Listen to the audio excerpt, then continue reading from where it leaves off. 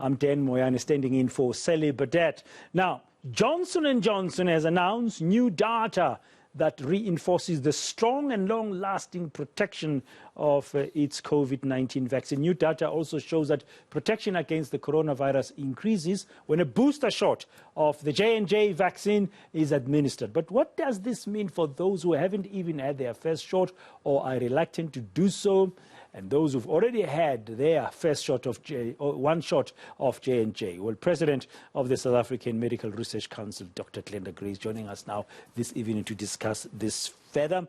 Dr. Gray, good evening. Welcome to South Africa tonight. I guess this finality, in a way, around the Johnson & Johnson vaccines is a welcome news to the medical and healthcare fraternity, because people have been wondering, when in America people were saying, even if you've had the Johnson & Johnson, you need a booster shot. But now it looks like you need a booster shot. So this is great news. And what it shows is that, first of all, the single shot J&J had durability, and that even with one dose of the J&J jab, we got immunity that was durable even up to 8 months. But additional data has shown that certain subgroups of people, like elderly people or people with other immunocompromised conditions, may lose or may have waning immunity. And so by boosting the single jab, you can really amplify the vaccine-induced immune response. And it's great. There's always a good value in distancing your first dose from your second dose, because it allows your immune system to mature, and you get good immune system proliferation, what we call B-cell proliferation. And so boosting a person who's had a single dose of the J&J jab between 6 and 9 months post the initial jab will actually induce a very good immune response to this. So if you've had, let's use an example just to be practical, just on that point, if you had your J&J jab in January, it will be great for you in terms of that level of protection to do it in June or July, 6 months later. Or between probably, we think around 9 months, between 6 and 9 months, but probably 9 months is just as good. So we are busy evaluating that. So no one can tell us exactly when is the best time to give a second dose. And we know that we have durability with the single jab up until 8 months. And so timing a vaccine boost, it would be anything from 6 to 9 months, but probably around, in this period. And so we're busy designing different boost strategies in South Africa. So we've been in consultation with the Department of Health, with J&J, and with other scientists to decide how we should move forward with the people who got the Sisonke Prime, who were healthcare workers, who got the initial boost. And so we will be looking at a boost that is with the J&J, which is what we call a homologous boost with the Ad26 J&J jab. We'll also be looking at other strategies like boosting the single dose J&J with a Pfizer boost. And we'll also be looking at what we call fractionated doses, so looking at half doses. So the question is, do you need a full dose of the vaccine, or do you need just a half a dose, which will kind of tickle your immune system and cause a nice boost of your immune response?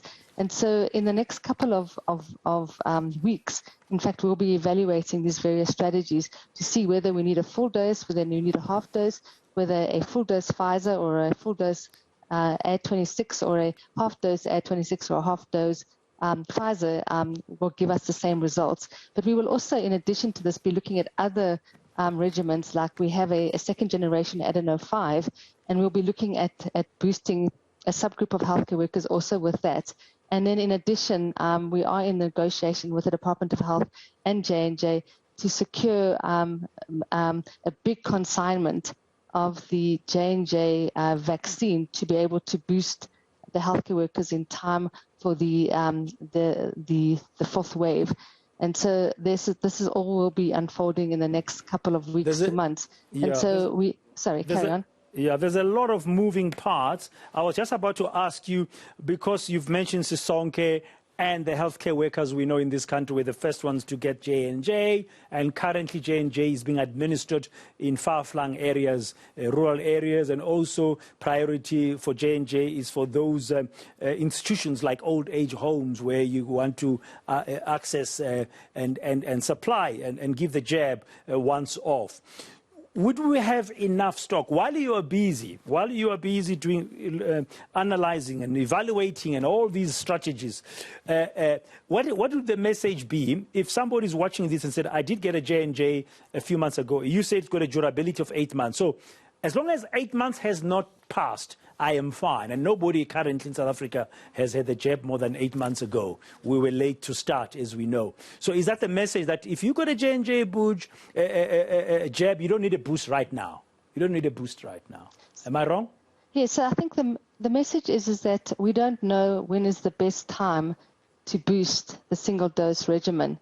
And in the next couple of weeks to months, we will be able to evaluate using the healthcare workers and offering them various strategies to see which is the best way to proceed. We want to be in a position where we don't have to boost everybody every 6 months, but it would be good that if we had a strategy where we boosted everyone every 9 months to every 9 months to 1 year.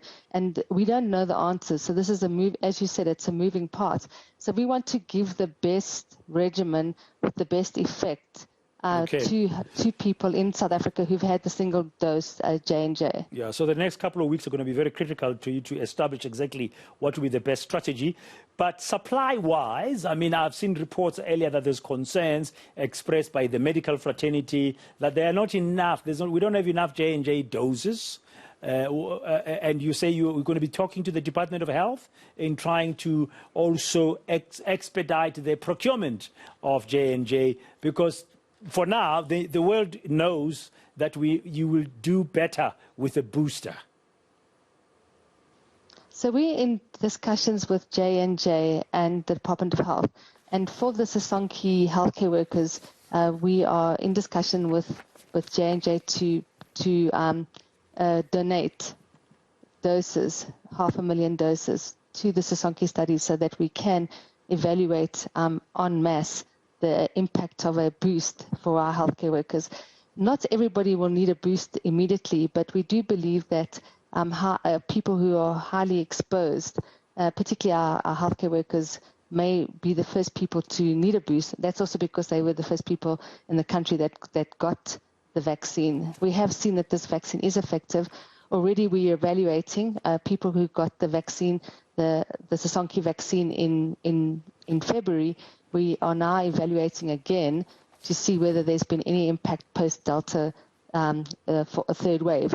And so we've been able to evaluate the vaccine effectiveness in July, and we are now evaluating the vaccine effectiveness as of the 17th of September. So to give us an idea about how the vaccine fared during the Delta surge, to be able to inform the government about the best timing and how well this vaccine is performing with the Delta variant of concern. And so it's important for us to continue to evaluate our vaccine strategy.